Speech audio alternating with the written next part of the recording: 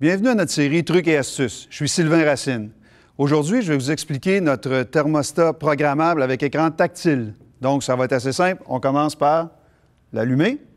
L'électricien a fait son travail. Donc, on va passer à travers les points qui sont demandés spontanément par le thermostat quand ça arrive. La première chose, ils vont vous demander le langage. Donc, on va choisir soit anglais, français ou espagnol. On le fait en français. Suivant. Le système va faire des tests, c'est-à-dire que le thermostat va passer un test, les capteurs d'air de la pièce, les capteurs aussi pour le plancher. Donc, tous ces tests-là se font automatiquement. Tout est écrit passé. On va au suivant. Dans presque tous les appareils maintenant électriques, il y a un GFCI qu'on appelle, donc un test pour la sécurité. On fait le test en le poussant sur le côté. Le GFCI fonctionne correctement. Donc, le test a été passé. On va au prochain écran. Là, on va vous demander Fahrenheit ou Celsius. Faites attention avec ça, on peut savoir votre âge, mais ici au Québec, on utilise beaucoup le Celsius. Donc, on y va avec ça.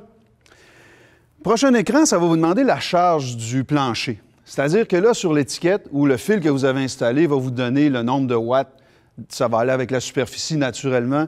Donc, nous, dans notre cas, on sait que c'est un 0,2 kW. Donc, on va l'ajuster comme ça. On fait suivant. Il y a des capteurs dans le plancher. On en a mis deux. Il y en a un qui est branché. Par défaut, c'est celui que Schluter utilise, donc le 10 kOhms. On va faire suivant. Maintenant, la date, naturellement, tout le monde va avoir la date. Donc, on les met soit les mois en premier, comme il est là par défaut. Sinon, on peut le mettre les journées en premier. On fait suivant. L'heure, la même chose. Si vous préférez AM, PM ou sinon aller à 24 heures, vous le faites selon votre besoin, votre désir. Suivant. Ça, c'est une petite chose qui est intéressante. Ce thermostat-là peut fonctionner avec différents recouvrements de plancher. Par défaut, il est à laminer ici. Si vous utilisez autre chose que les carreaux, nous, les carreaux, on les connaît bien. On sait que c'est un maximum de 40 degrés pour utiliser les carreaux, ça va bien. Les autres produits, je vous dirais, vérifiez avec le manufacturier pour ne pas excéder la température. Donc, dans notre cas, on va aller avec les carreaux, tuiles, maximum 40. On fait suivant. C'est aussi simple que ça. Les premières questions d'initialisation sont là. Donc, le thermostat est prêt à chauffer. On fait OK. Donc, maintenant qu'on a fait les réglages préliminaires, si vous voulez, les questions automatisées dans le thermostat, là, c'est à nous de l'ajuster un peu à la façon qu'on le veut. Par exemple, on peut aller dans Menu.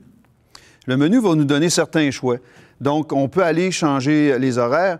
Un point qui est intéressant, c'est de savoir l'énergie utilisée. Ça utilise la consommation, mais on peut aussi mettre le coût de revient au kilowatt. Par exemple, si on mettait ici le prix au kilowatt, on saurait si, quand on le fait fonctionner tout le temps ou quand on le met avec un horaire, qu'est-ce qui fait la différence là, dans l'utilisation ou la consommation. Donc, on peut faire ça. Comment on fait pour régler les horaires? On va dans Régler chauffage. Certains programmes sont déjà entrés. Donc, le lundi, si par exemple, on se lève à 6 heures le matin puis on va avoir un plancher à 21, bien, on peut le programmer d'avance. On a le choix de 6 étapes, 6 différents segments où on pourrait changer la température. Si, par exemple, entre 6 heures et 9 heures le matin, je veux que mon plancher soit à 21, mais quand tout le monde quitte la maison, je veux que le plancher soit à 16,5, ce qui est une bonne idée, de ne pas le fermer, mais de le garder à 16,5, parce que ça prend beaucoup plus d'énergie de fermer un plancher et de le repartir, le ramener à niveau, que de le baisser tout simplement comme ça. Donc, on peut le faire baisser jusqu'à 16,5. À 5 heures, on revient à la maison, donc on le remet à 21, jusqu'à 11 heures le soir quand on va se coucher. Donc, à 11 heures, le plancher redescendra à 16,5 pour recommencer. Mais ce serait le mardi, mais je n'ai pas envie de refaire tout ça pour chaque jour. Donc, ce que je peux faire, c'est prendre l'horaire du lundi, la copier à mardi, mercredi, jeudi, vendredi, puis faire OK. Donc, mon horaire est fait pour la semaine. La fin de semaine, peut-être qu'on prend ça un petit peu plus relax. On va aller à samedi. Donc, le samedi, de 8 heures le matin jusqu'à 11 heures le soir, je veux que mon plancher soit à 21. Bonne idée, on est là tout le temps. Donc, je le copie samedi, dimanche. Voilà. Donc, la programmation est faite pour le week-end. Donc, maintenant qu'on a fini la programmation, il y a un petit détail qui est intéressant, c'est que j'aurais deux options. Je pourrais soit demander, comme il est là, que le plancher commence à fonctionner à 8 heures pour monter jusqu'à 21 degrés. L'autre option, c'est que je pourrais demander que le plancher commence avant à chauffer pour arriver à 21 degrés à 8 heures juste. Donc, quand je me lève, mon plancher est chaud complètement. Il ne commence pas à chauffer. Comment je peux faire ça? Je retourne dans la programmation. Je vais dans « Réglages installateur »,« Fonction d'adaptation », puis il est en arrêt par défaut. Je le mets en marche, tout simplement. Il ne faut jamais oublier de confirmer ce qu'on vient de faire. Sinon, ça va retourner où c'était. Donc, si on retourne là, maintenant, l'horaire qu'on avait mis pour samedi à 8 heures, avec la fonction d'adaptation, à 8 heures, mon plancher va être à 21, donc un petit peu plus tôt. Programmation terminée, on retourne à l'écran initial.